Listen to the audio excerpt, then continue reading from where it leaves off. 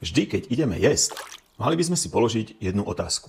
Aby sme sa lepšie pochopili, vysvetlím najskôr kontext. Asi nikto nepochybuje o tom, že zdravie vlasov začína v našom tele. Vlasy sú okrem iného aj odrazom nášho trávenia a jedla, ktoré počas dňa skonzumujeme. Aj preto by sme si vždy, keď ideme jesť, mali položiť otázku. Prospeje toto jedlo mojim vlasom? Podporí ich rast a spomalí vypadávanie? Zvýši alebo zníži mastenie pokožky hlavy? Posilnia moje raňajky laktáciu, aby som mala dostatok výživy pre miminko a netvorilo sa mi materské mlieko na úkor výživy vlasov?